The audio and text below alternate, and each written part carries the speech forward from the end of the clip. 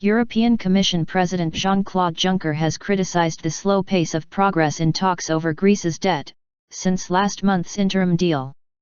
Before meeting Greek Prime Minister Alexis Tsipras in Brussels, Mr. Juncker said he was not satisfied.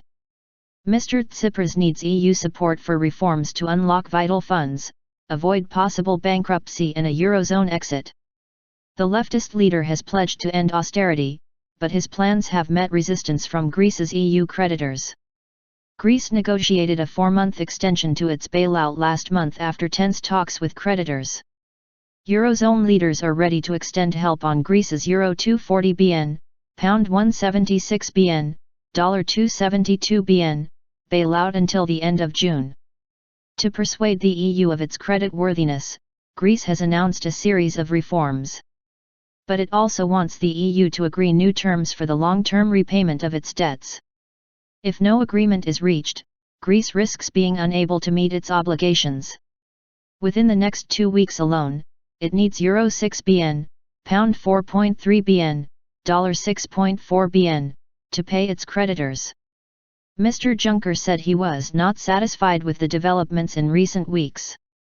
"I don't think that we have made sufficient progress, but we'll try to push in the direction of a successful conclusion of the issues we have to deal with." However, he ruled out failure in the talks, which could precipitate Greece's exit from the Eurozone. "I am totally excluding a failure. I don't want a failure. I would like Europeans to go together. This is not the time for division," he said. Speaking alongside Mr. Juncker, Mr. Tsipras said he remained optimistic. "If there is political will, everything is possible," he said. In an earlier meeting with the President of the European Parliament, Martin Schulz, Mr. Tsipras urged the EU to back growth in Greece. "Now is the time to give hope to the Greek people, not only implement, and obligations,